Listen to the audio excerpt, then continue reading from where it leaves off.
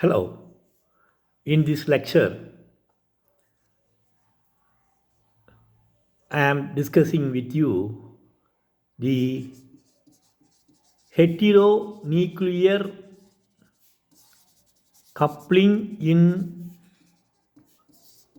proton magnetic resonance spectrum. First of all, you must know what is meant by this heteronuclear coupling. As we all know that PMR spectrum is your proton magnetic resonance spectrum where you are observing the signals for protons only. See, the protons, because of the odd number of proton, the hydrogen present in organic molecule has a spin value 1 by 2.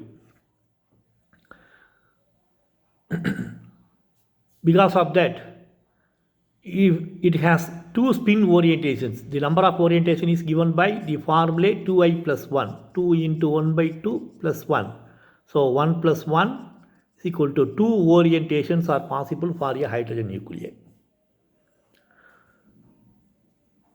And we saw the spin-spin coupling or splitting due to the presence of different protons on the carbon atoms. We saw how the protons are coupling with each other, leading to the splitting of the signals. How germinal protons, vicinal protons, vinylic protons or ethylenic protons, allylic protons and aromatic protons couple with each other. After discussing the spin-spin coupling pattern in proton NMR spectroscopy. Now, just like this proton, we have other nuclei also. The other possible nuclei that is normally found in organic molecules are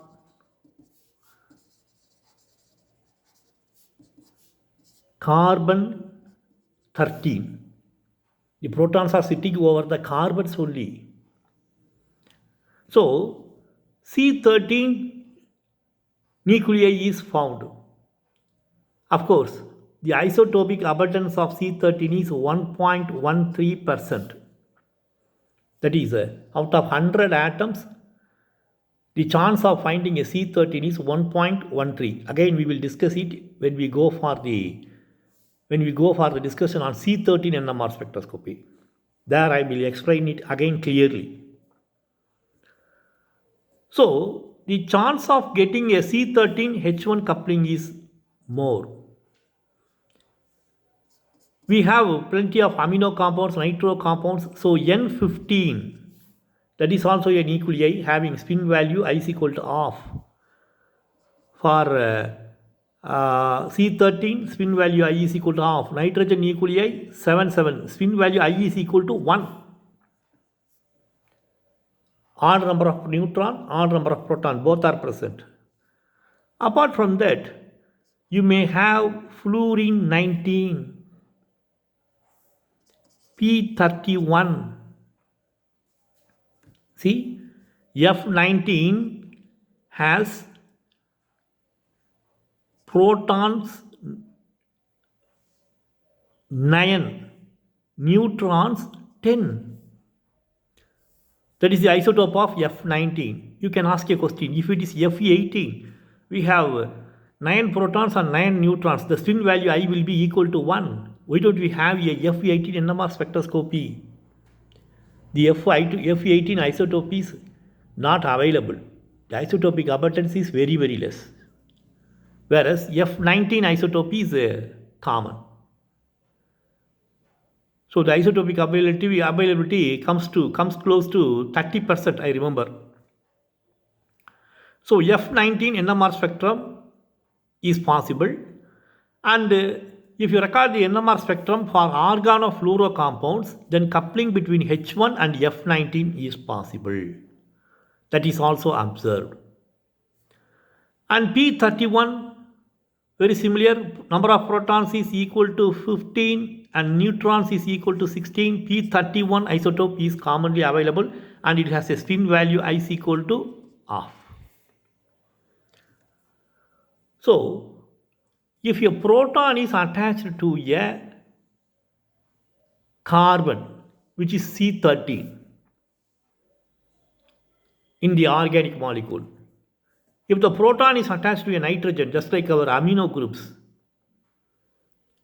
heteronuclear compounds, so there is a coupling between N15 and H1.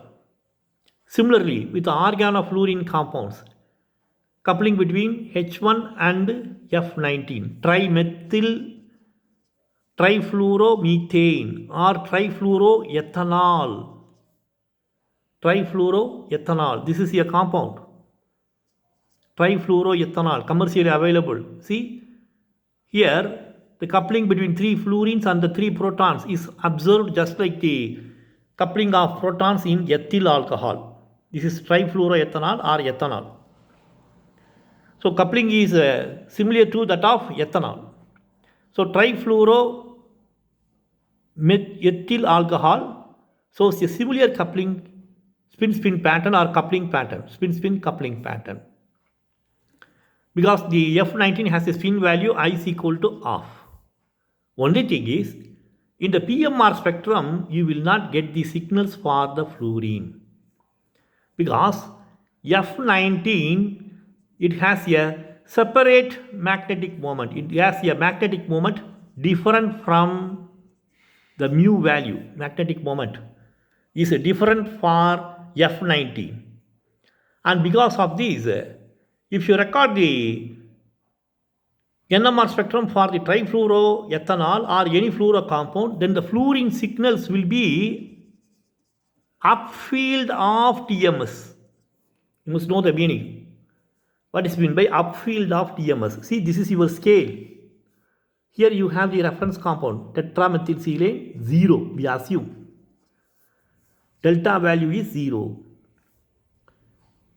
So here we have the chemical shift values for the protons 1, 2, 3 and we end with 30 for the protons of keto-enol tautomerism. Protons involved in hydrogen bonding, the chemical shift value is the maximum. Delta value is 30. So this is for your tetramethylsilane, 12 protons signal. It should be a straight one. So it is assumed as 0. Here the chemical shift values are higher.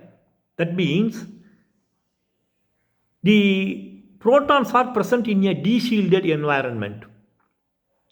As a result of this, lower field is required for these protons to come to resonance. So that is why it is called as the downfield side. Whereas if you go in the right hand side direction, higher magnetic field is required. So for tetramethylsilane, the chemical shift value is assumed as 0. It is upfield of TMS means you get the signal for the fluorines somewhere in this place. This is your upfield. That means in this scale, the chemical shift values are having minus sign for the fluorine atom or fluorine nuclei.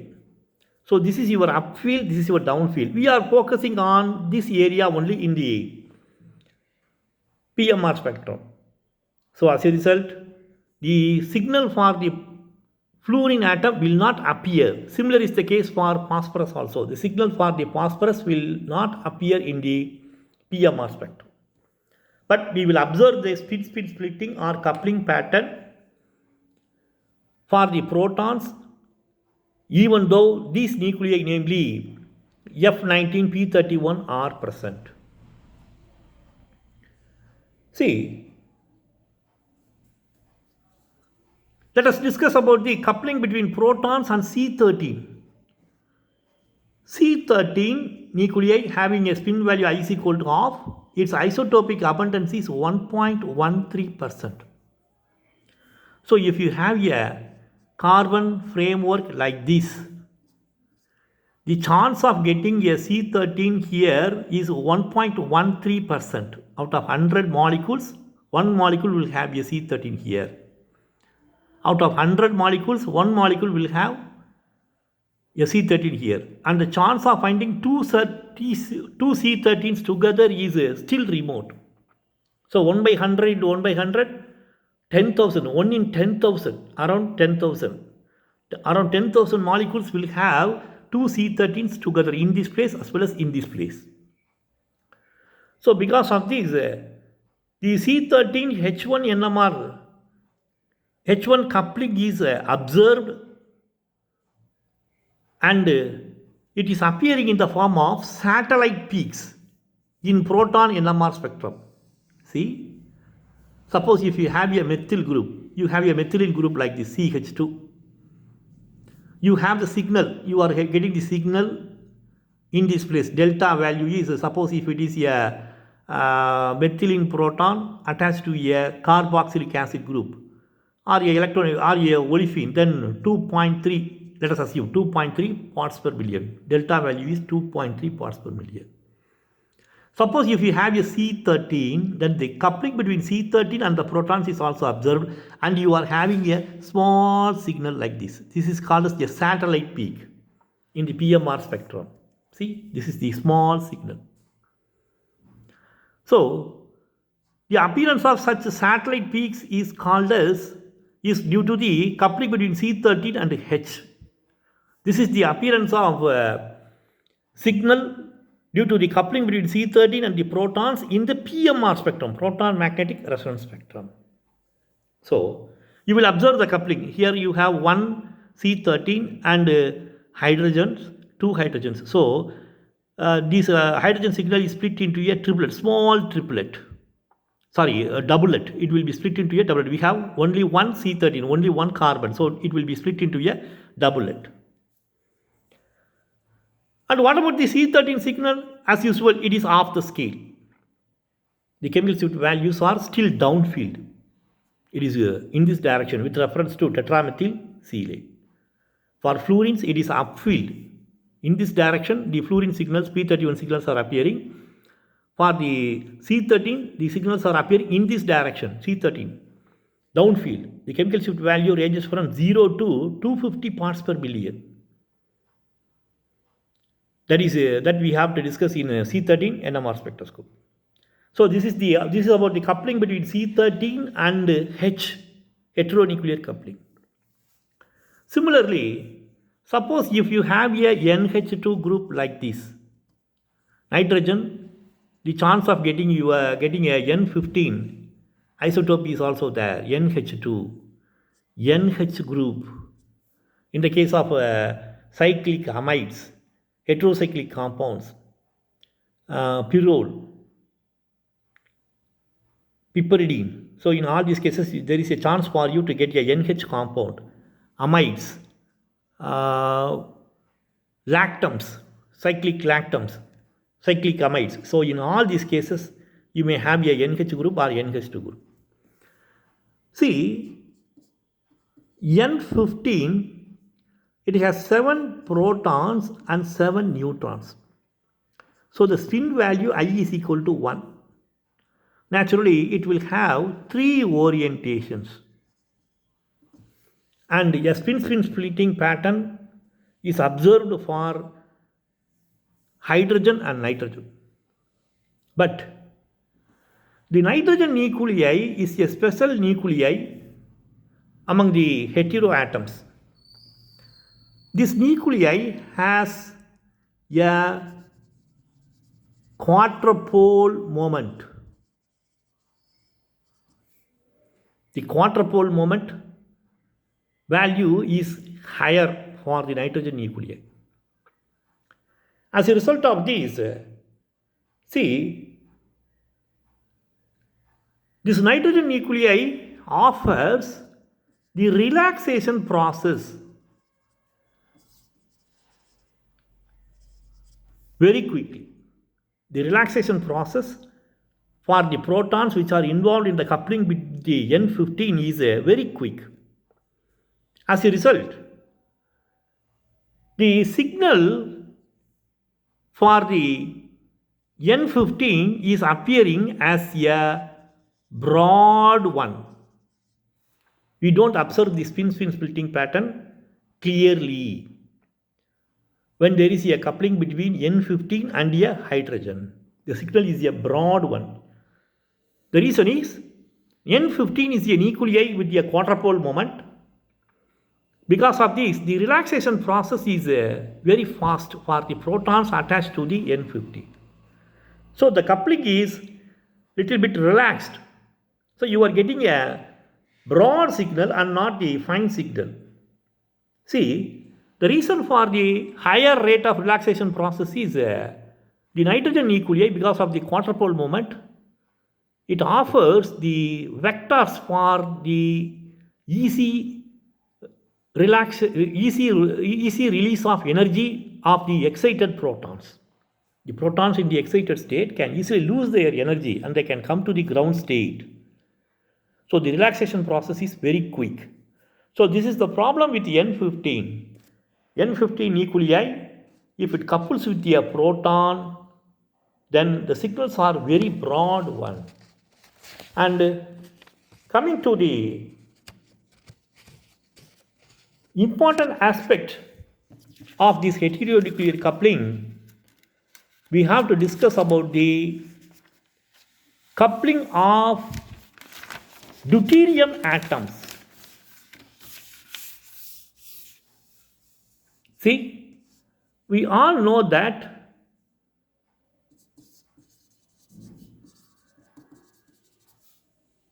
deuterium is an isotope of hydrogen. See, deuterium, mass number is 2.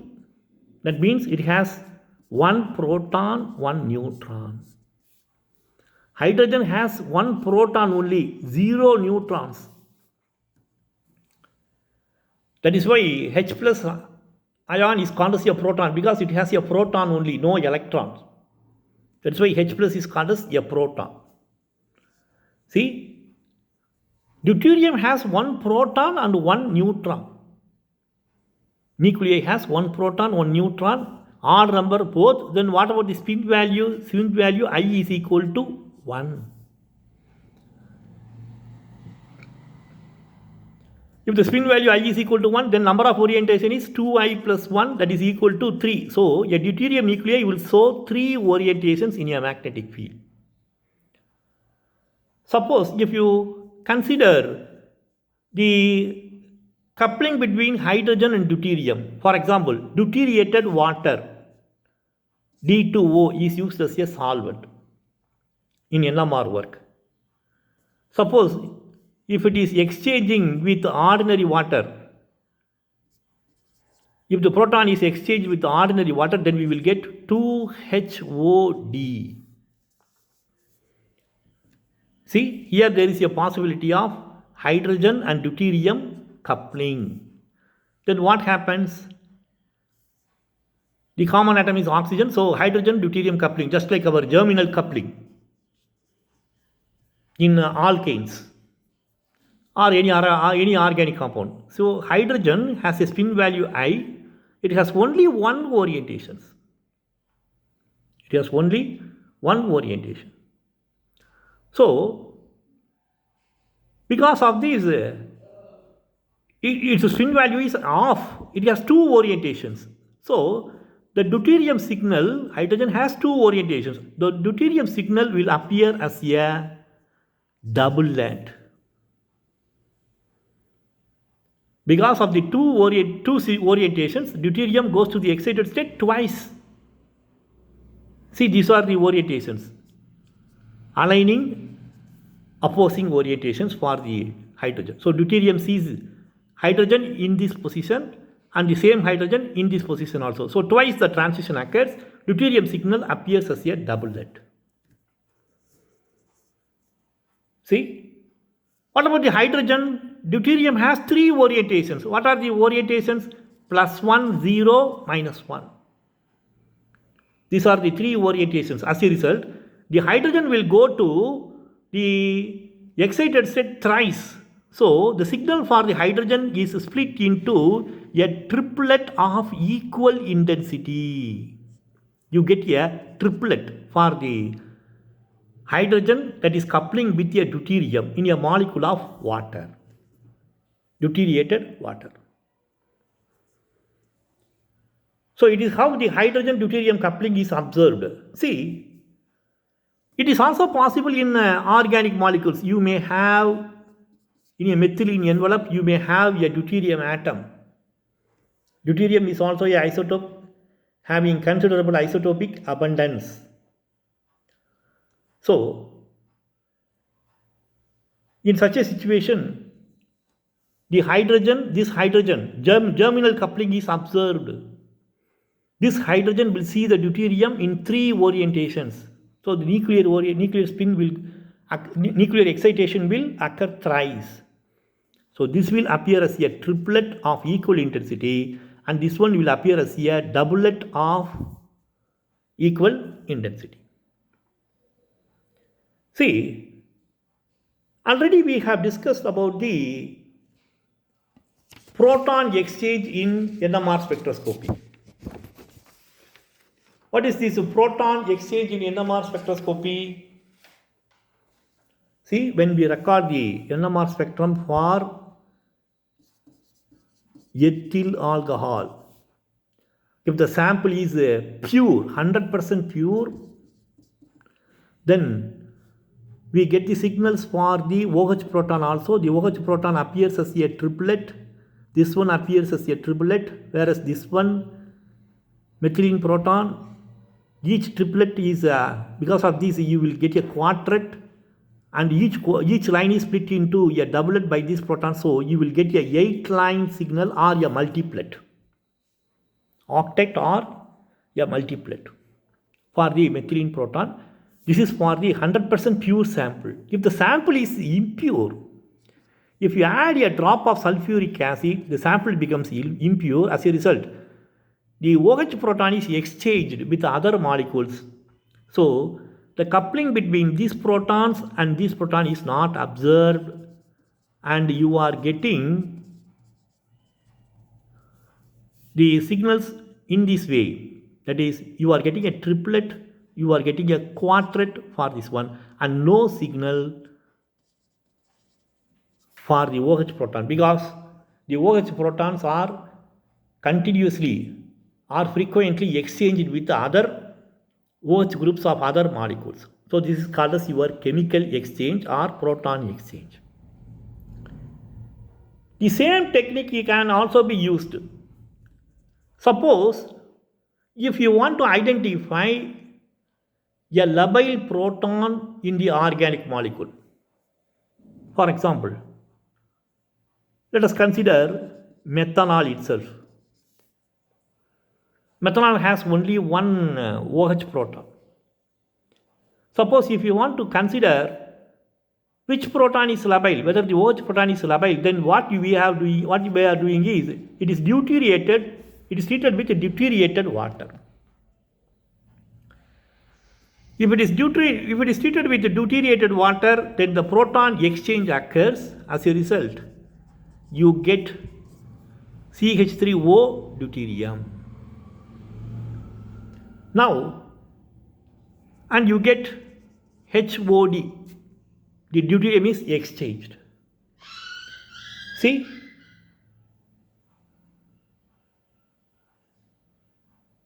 the spin-spin splitting that is observed for the hydrogen with this CH3 slowly disappears, and you will get signals for this one HOD. So that is an indication that you have a labile proton in the organic molecule, and you will get the signals for this part hydrogen deuterium coupling, vicinal coupling, just like our vicinal coupling. So this one will appear as a 3-line signal, and this one will appear as a quartet. Deuterium signal will appear as a quartet. So these changes will be noticed. Definitely it will be different from the chemical shift value of this one, because deuterium nuclei are having a different magnetic moment when compared to hydrogen. So the signal for this proton will disappear.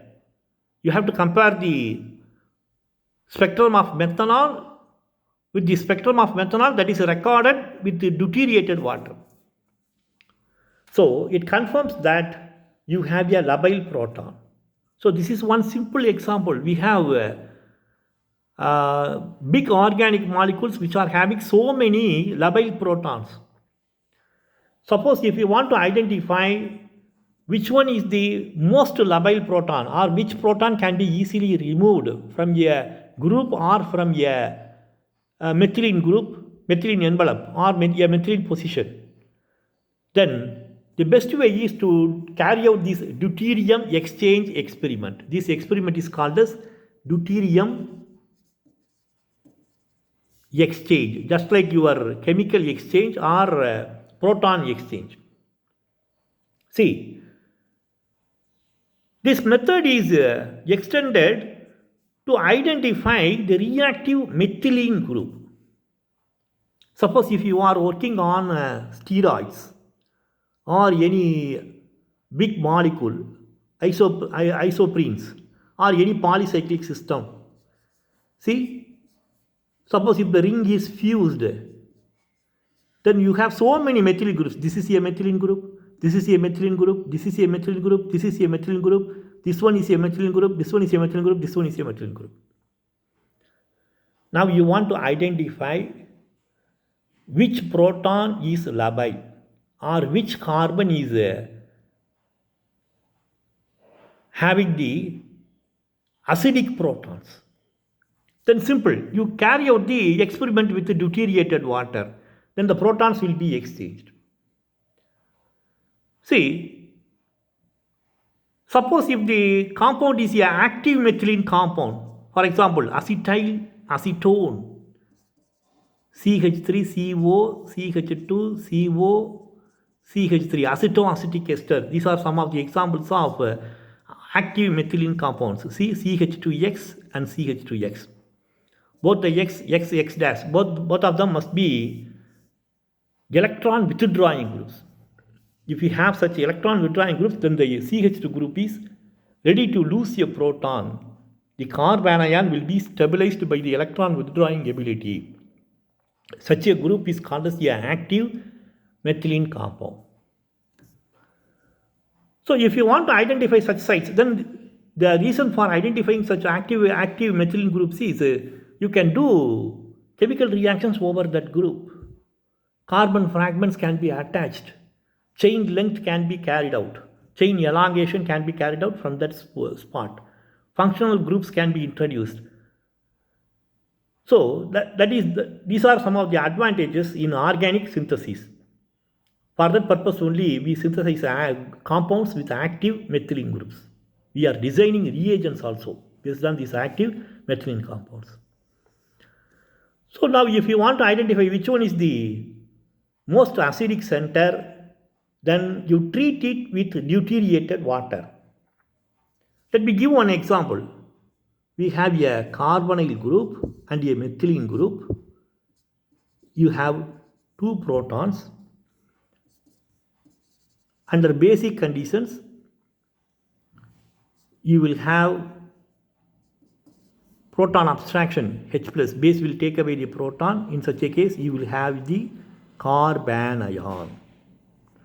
Now, if deuterated water is there, then the deuterium is exchanged in the place.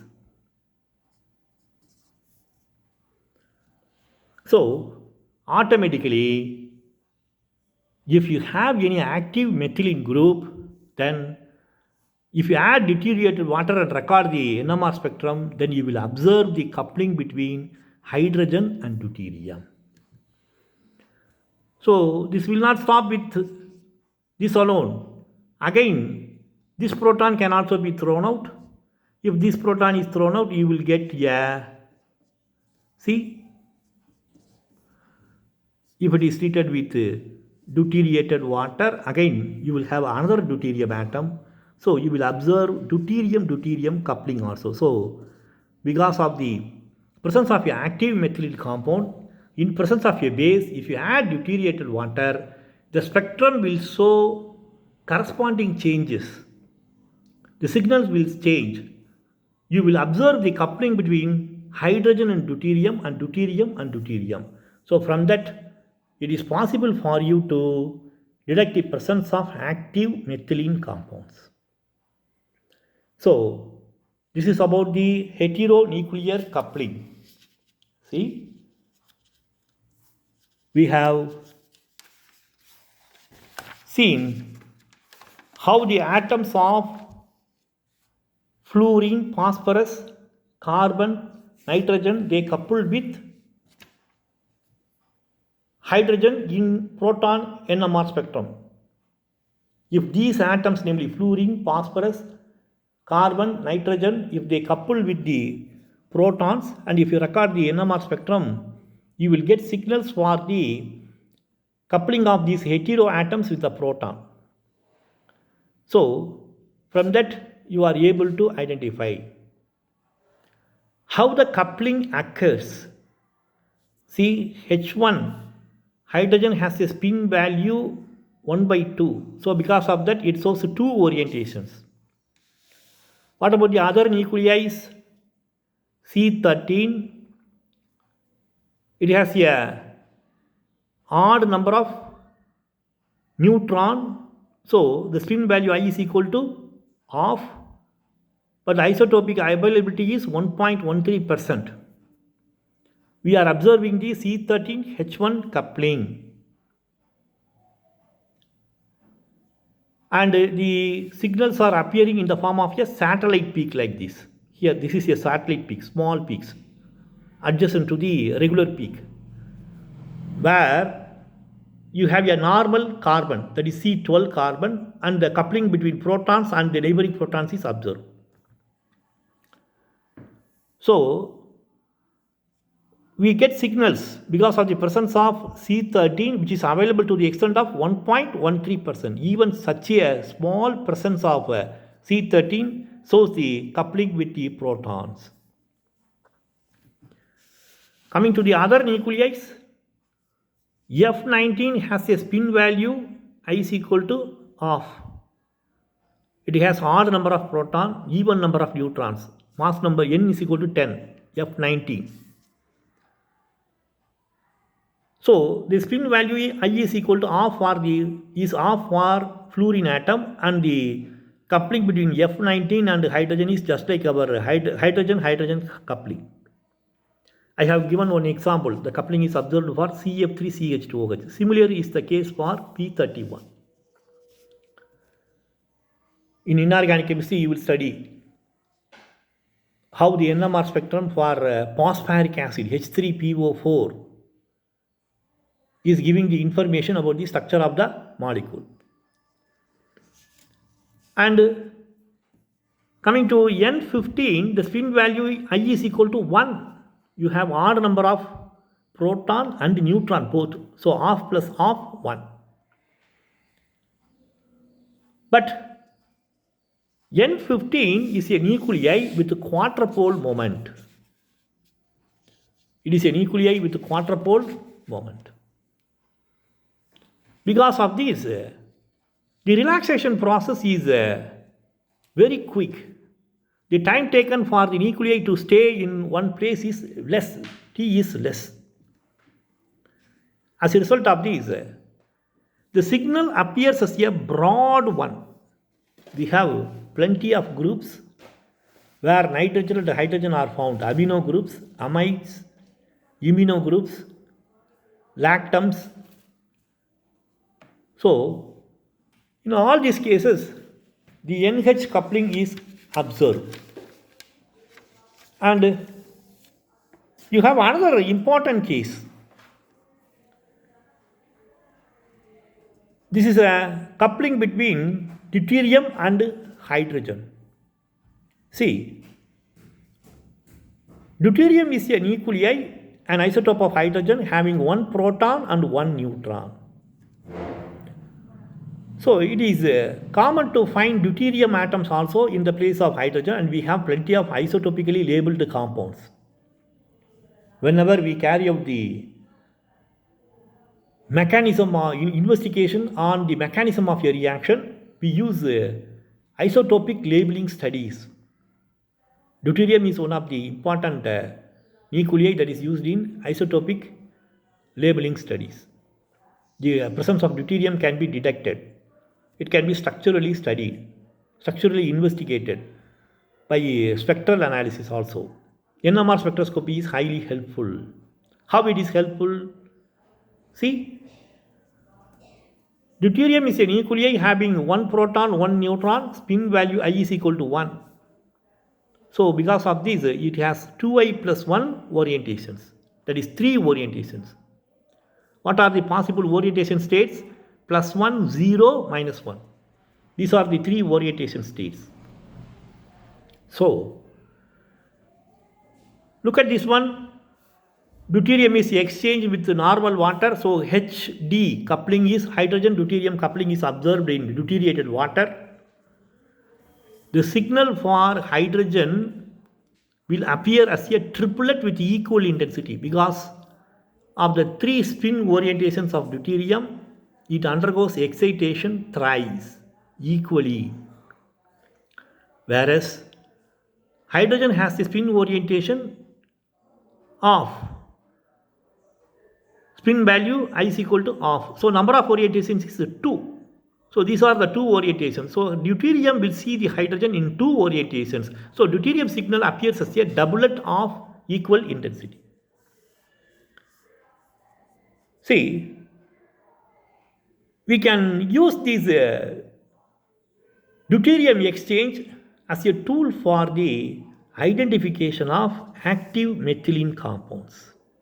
That's what I have explained. So deuterium exchange can be carried out. It is just like our chemical exchange. We saw how chemical exchange occurs. In the case of ethyl alcohol, if the sample is impure, then the OH signal disappears. You will get a triplet and quadruplet for the ethyl and methyl and methylene groups in ethyl alcohol. The OH signal is not appearing because the OH proton is involved in frequent exchange. If methanol is treated with the deuterated water, the same chemical exchange takes place. You will have deuterated methanol. So these protons will appear as a 3-line signal. They will give you a 3-line signal, and this deuterium, because of 3 protons, it will give you a quadruplet. And you will have signals due to the deuterated water also, HOD. So deuterium exchange occurs just like your chemical exchange or proton exchange. And this technique is used for the identification of labile protons, the centers which are more acidic in the case of polycyclic system, in the case of steroids, alkaloids, in the case of terpenoids. So you are able to identify the methylene group from which you can easily remove a proton in many natural products or in naturally available compounds. That is the advantage of this deuterium exchange. So, suppose if you have an active methylene compound or a CH2 group with a labile proton, if it is treated with a base, you get a carbon ion, deuterium goes to the place, deuterium exchange occurs. So, the signal for hydrogen deuterium coupling will appear in the PMR spectrum. So, from that, you are able to confirm that the molecule has a labile proton, it has an active methylene group, and from the overall spectrum you are able to fix the position. In this place only you have the labile proton. So if you want to extend the molecule further by chemical synthesis, you can employ a reaction in this place only. So such a information about the structure of the molecule is obtained from deuterium exchange.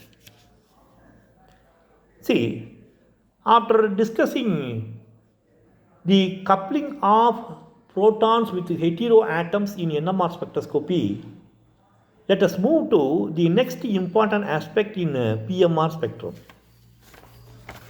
See, I told you that according to the n plus 1 rule, if you have one neighbor, suppose if you have HA, HB, HA, HB, one neighbor, then you get a doublet.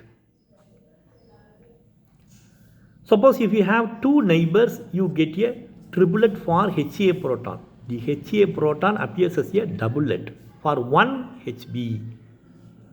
For two HP protons, HA proton appears as a triplet. Suppose if you have three, then you get a quartet. So the series goes, and we explain the integral values also, how the signals are appearing. The signals are appearing in the ratio, say 1:1, 1:2:1, 1:3:3:1 for a doublet. Slowly we are expanding it in the form of a triangle. That is why it is called as the Pascal's triangle, according to the coefficients of binomial equations in algebra. So if it is a pentet, quartet pentet, you have 1 4 6 4 1. This is the ratio. The pentet will have a ratio 1:4:6:4. This is the ratio. But if the system is complicated, if you have a methylene envelope like this, CH2, CH2, CH2, CH2, like this, just like the polycyclic system just now we have discussed. See, steroids.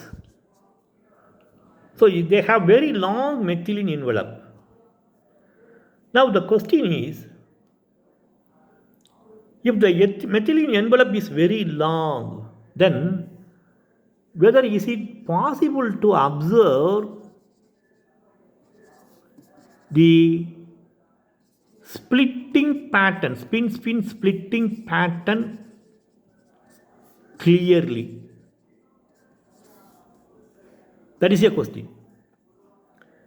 Is it possible for you through NMR spectroscopy to observe the spin-spin splitting pattern clearly if you have a methyl group, a series of methyl group like this? Because you only told, according to the n plus 1 rule, if you have n neighbors, then the signal for a particular proton which is having n neighbors is split into a n plus 1 line signal.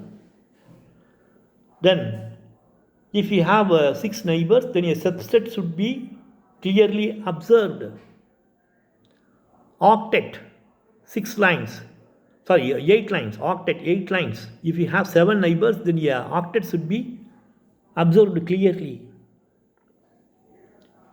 See, in most of the cases, if you go beyond a triplet or a quartet, the spin-spin splitting pattern or coupling pattern is not observed clearly. Suppose if you have 6 neighbors, you will have a multiplet only. If you have 5 neighbors, you will have a multiplet only. Consider the case of your aromatic system. See, if it is monosubstituted, then you have ortho, meta and para protons, 5 protons. The aromatic protons, they will show a multiplet only.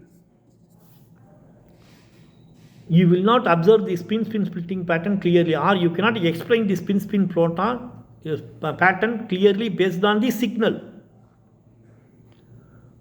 So as the molecule becomes bigger and bigger in size, what happens? See, the spectrum will give you some information about the structure of the molecule, but the spin-spin splitting pattern or coupling pattern cannot be explained. You cannot say which proton is involved in a coupling with which proton based on the structure of the molecule. You cannot explain the spectrum, and you cannot confirm that this is the structure of the molecule. So, if you get such a NMR spectrum, a PMR spectrum, where the splitting pattern cannot be explained,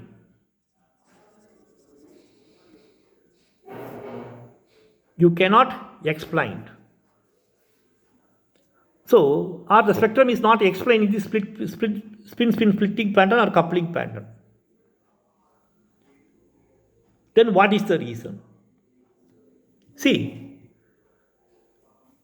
the NMR spectrum, H1 NMR spectrum, which is very clear in the splitting pattern, is helpful in establishing the structure of the molecule, and such a NMR spectrum is called as a first order NMR spectrum.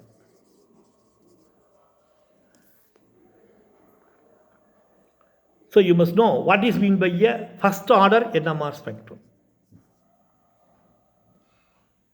See, a H1 NMR spectrum in which the splitting pattern, spin splitting pattern or coupling pattern is very clearly observed. Such a NMR spectrum is called as a first order NMR spectrum. We are getting the first order NMR spectrum for simple molecules.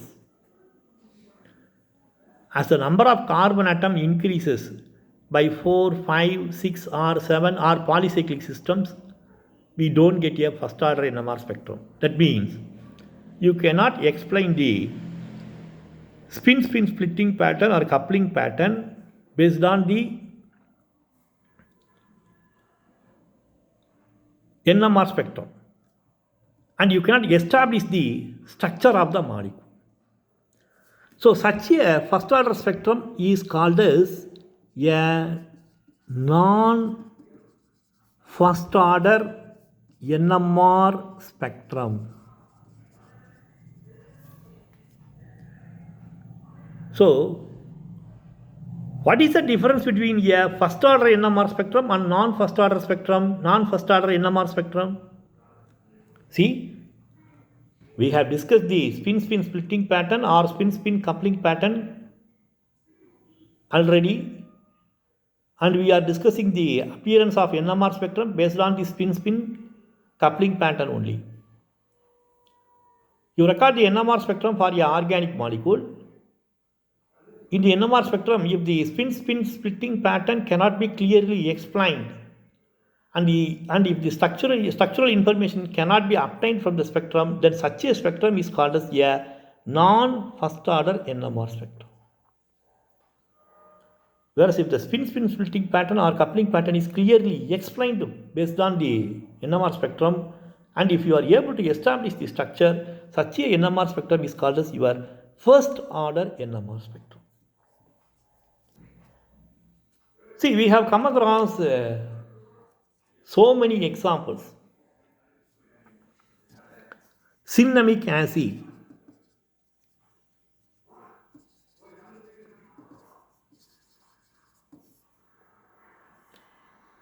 In cinnamic acid, you have